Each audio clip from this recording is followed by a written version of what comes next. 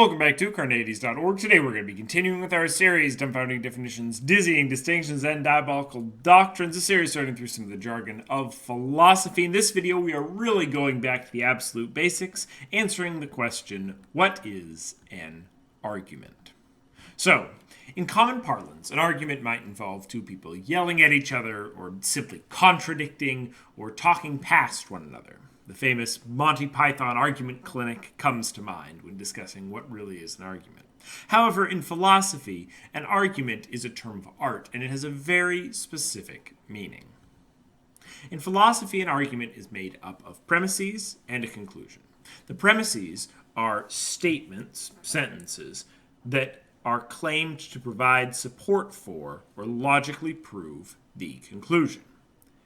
A well-crafted argument has premises which are difficult to deny and a conclusion which follows from them.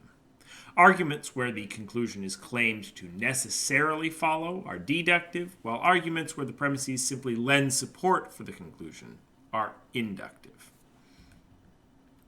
Generally, you can object to an argument in one of two ways. Either you can claim that one of the premises is false or unsupported, or you can claim that the conclusion does not follow from the premises. One way to try to understand a philosophical text or statements that someone's making which don't seem to make sense is to try to frame it in terms of premises and a conclusion.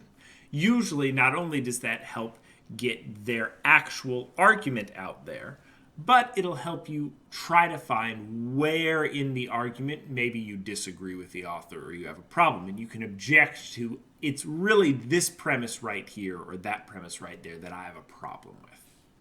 So, when you're reading philosophy, it's highly encouraged that you go through and try to write out, if you were to take this complicated text and turn it into a set of premises and a conclusion, what would that look like?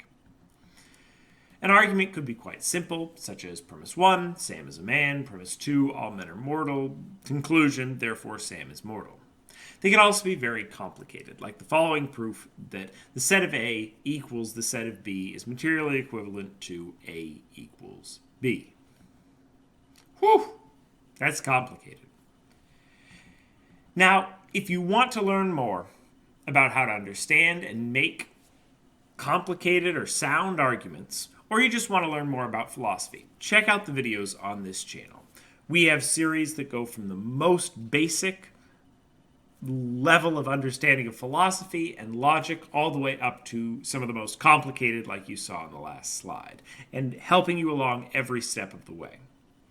I highly encourage you to check out the series on the 100 Days of Logic, as well as all of our videos here if you want to learn some more about philosophy and arguments. But with that, watch this video and more here at Carneades.org and stay skeptical, everybody.